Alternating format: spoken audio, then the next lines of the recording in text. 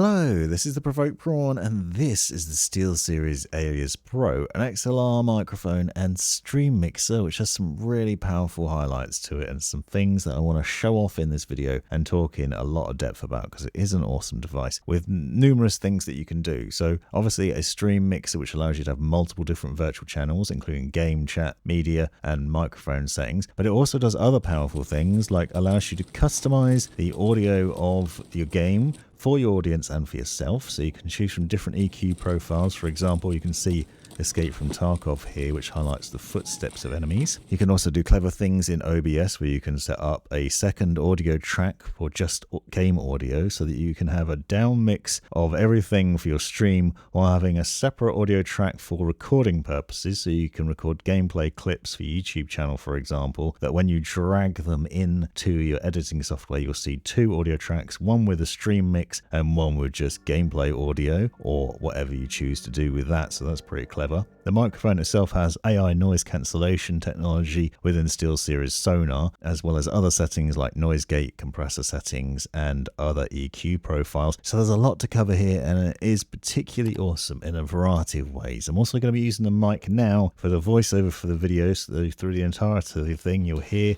what it sounds like, and then I'll show you the settings and more of what you can do in SteelSeries sonar a little while later, as well as highlighting the things that I've just shown you and how to set those up if you're interested and it's something you're going to be doing. Now, this is an XLR microphone which comes with its own desk stand, although I am using a boom arm for the majority of this voiceover, and I will show you why later on and how to do that. But this is what you get in the box: the mic itself, the mixer, an XLR cable, two USB cables, and a power cable. So there's a lot going on there, and I want to show you why and the things you can do with it. Now, it does come with a shock mount as standard, so you can see it is mounted with a shock mount to the stand, and it is nice and solid and quite hefty as well. So it's a solid bit of kit. It's designed for you to talk into the front of it, so where the majority of that material is on the front.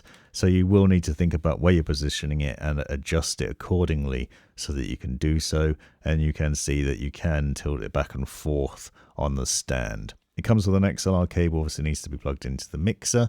XLR generally, in my experience, gives you a better quality than USB, so this is definitely a great option and a good alternative to some of the other XLR mics out there, especially with all the different things you can do. If you're a streamer or a content creator that's going to be doing different things with audio mixing and you want a really good sound and customization out of it. Now, you do need power for this device, so it does come with a plug. This is the British one, obviously. That will vary depending on the region, but that then plugs in to the mixer itself. At the rear, you'll see connections for the XLR connection, two USB-C connections. That's for single and dual PC streaming setups, line out, and the power. You'll notice there's an indicator telling you to turn the power off before you plug the mic in, so that's worth noting. So don't plug that in at the same time as having the power on, because it could potentially damage the microphone. So I've obviously plugged it in, but I've turned the power button off, so make sure you do that before you set this up.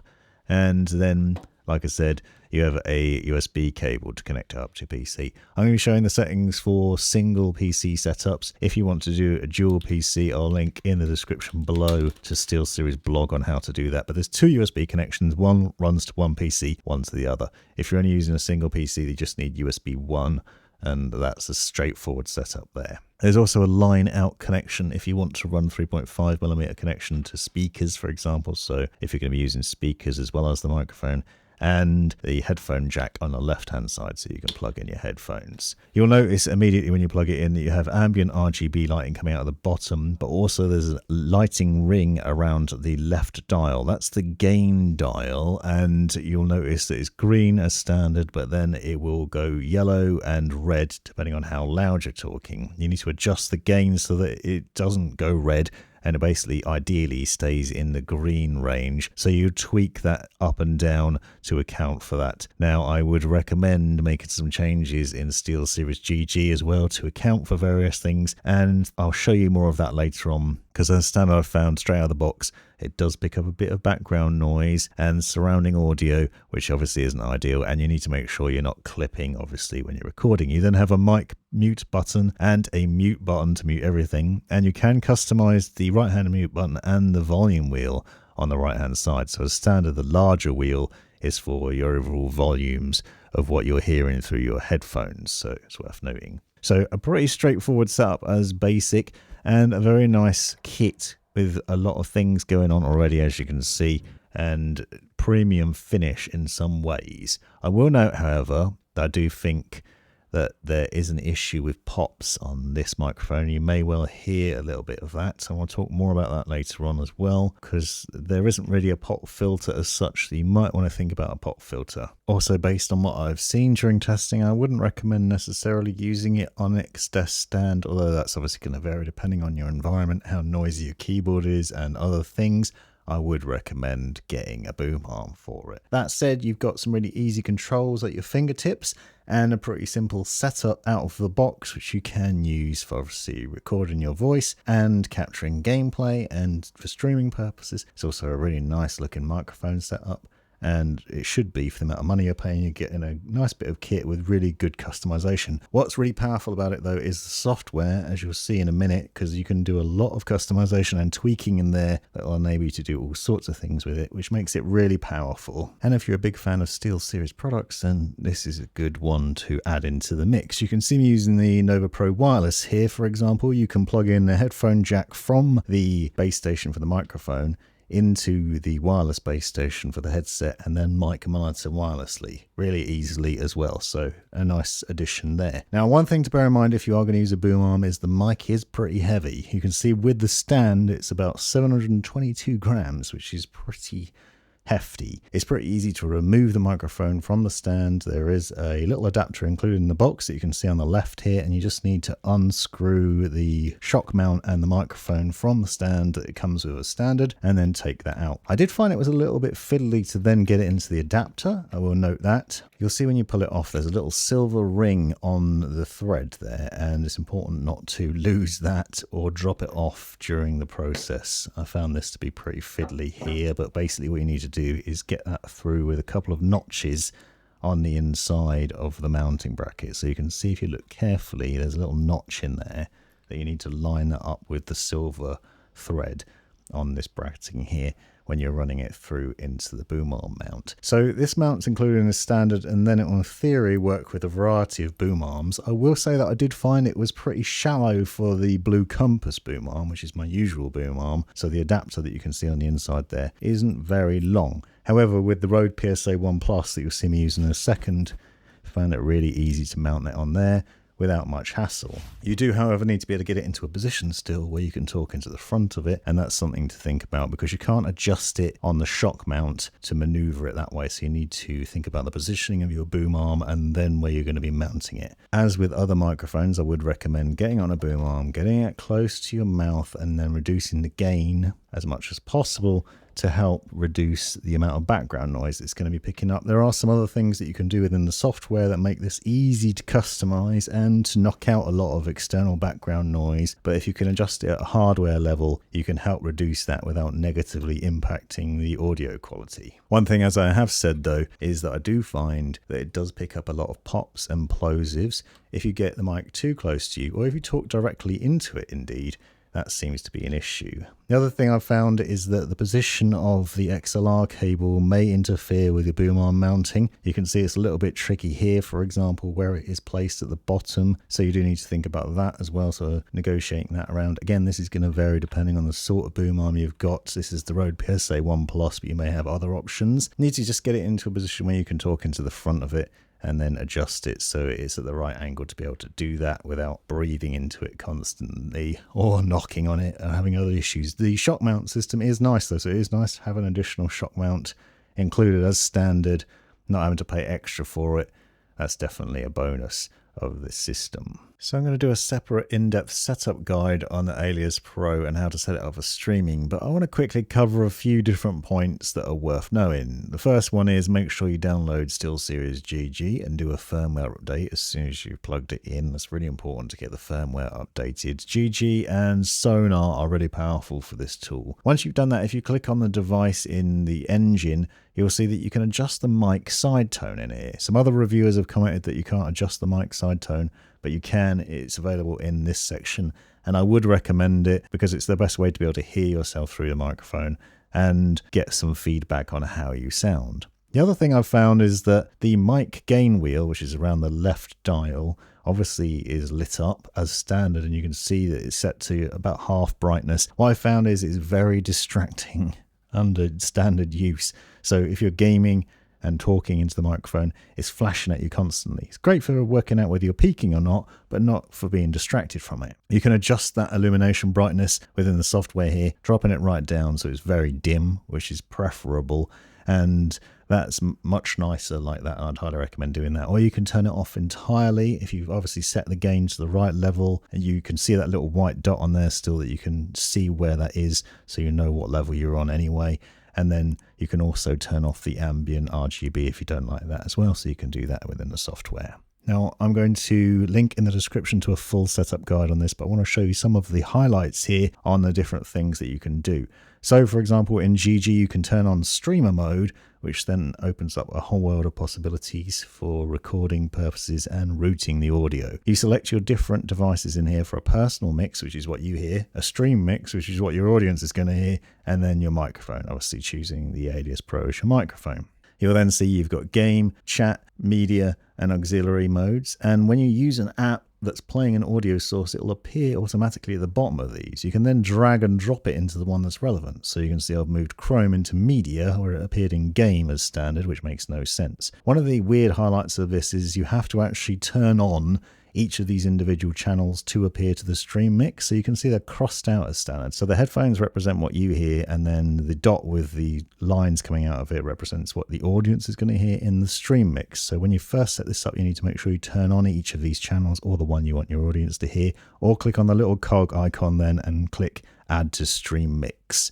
So ticking that box will make sure that the audience can then hear whatever you've got in those individual things. Obviously, this means you then have control not only of whether the audio is being routed through to there, but the volume for each. So if we use Spotify, for example, when you start to play music from Spotify, you'll see it appears in here. Again, it's appeared in game, for example, which is not what we want it in. So I'm going to drag it over into media, and then you can adjust the volumes of it. So we can mute it entirely so the audience doesn't hear it, or you can adjust the levels so you hear a different level of music versus what your audience hears. You can maybe make it so you've got copyright-free music just playing to your audience, but you don't hear it while you're gaming. Or maybe you want to listen to music yourself, but you don't want your audience to hear it. You can customize that. You can mute those individually, or you can adjust the levels. What's interesting is also on the master selection, there's an option there where you can tick the little ear so you can hear what your audience is going to hear. So if you've got all your levels set up and what you think is going to be right, you can press that ear, and then you can hear what the audience is going to hear, which is nice. For the standard setup, what you'd then do is go over to settings in OBS, go to the audio settings, and I choose mic/auxiliary audio, go to the drop down, SteelSeries Sonar Stream. So the stream mix is basically all of those different virtual channels down into one mix where everything's put together in a single setup. Now, an interesting highlight here is you can see immediately that the mic is picking up volume. So this metering is showing that the mic is picking up sound even when I'm not talking. So you'll see at the low end, when there's very little movement there, that's basically surrounding environmental noise that's being picked up to the microphone as standard. Alarming when you first get it out of the box. You'll also see it in GG in Sonar, but it's not as obvious. It's a very small amount down here. Now you can adjust this by obviously turning the gain down a little bit, but what I found is still it would pick up some sound there as standard. And you can see it in Streamlabs here as well. So it's in the mixer, it's there, it's wavering, it's letting you know there's a problem. The good news is it's really easy to sort this out. You just click on the mic settings in there, and then you have custom mic presets. From there, you'd obviously scroll down and find either Alias Pro desk stand or Alias Pro boom arm. Select that and it will automatically apply some presets. So you've got an equalizer set up, and then you'll notice there's also Clearcast AI noise cancellation. This is automatically turned on by default, and it's what you're hearing now, and it will knock out a lot of that surrounding noise really easily without interfering with the quality of the recording from what I've seen. You can also turn on the noise gate as well as an alternative, and you can adjust those. What I've found is basically turning this setting on basically knocked out most of that background noise and eliminated it from the audio mixer. You can obviously use OBS or Streamlabs to play around with these settings to make sure that when you're being perfectly quiet, none of that audio is being picked up by this. And you can even tick to automatically work out the threshold for noise gate, or you can play around with the noise reduction settings and the AI noise cancellation levels. As I said though, if you use more of this, it'll negatively impact the quality, so it's better to reduce the hardware gain level down as much as possible and get the mic close to you with a boom arm. The next big highlight of Sonar is that you can get those custom game presets that I showed you earlier on. Now this is custom sound for specific games, so you can see Escape from Tarkov here for example, that not only will you hear a difference, but your audience will hear it through the stream as well, so this is really interesting. It's an automatically tuned EQ profile for specific games, which you can see highlights things like footsteps, and it works with a variety of different games. You can also turn on spatial audio as a volume boost and smart volume. It's worth playing around with these and adjusting it, but what you'll find is quite a difference in the soundscape. So just to quickly demonstrate that, we're going to launch Escape from Tarkov and you can hear some of that sound now. So this is in that profile.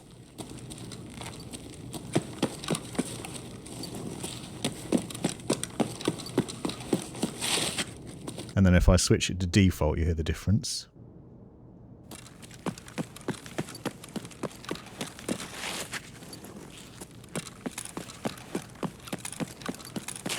So the sounds are quite different, not just to footsteps, but reloading guns and firing them and other things too.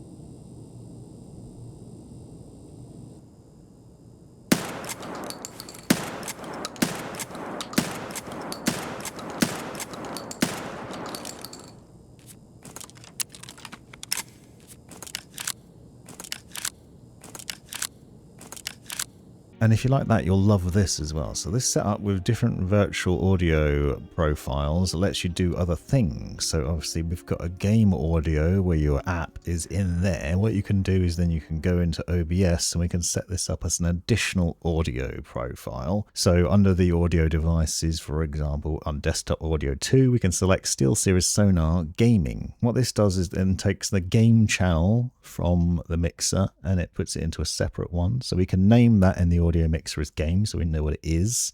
And then if you go into settings and then output, you can then click to add a couple of audio tracks. So we've got 2 audio tracks here. The idea being that we'll have one just for the stream mix and a separate one just for the game audio. Then you can go down and click on advanced audio properties in the mixer. And what you want to do is then untick all the tracks, because what we're going to do is then we're just going to assign the stream mix to track 1 and then the game audio to track 2. The idea here is that you can then have your stream going, so you're streaming to an audience, but maybe you're recording gameplay clips at the same time, so that we then have clean audio for the gameplay. So that if you want to do tips and tricks videos, as I often do on my other gaming channel, you can then do that without worrying about, for example, your friends talking over the audio, or if you're talking to the audience, it's going to ruin it. When you drag it into your video editing software, you'll then see 2 different audio tracks, one with just clean game audio and then one with the streaming audio. So you have the option to do that. And obviously you can do this with different audio sources in OBS, thanks to the virtual audio sources in the mixer.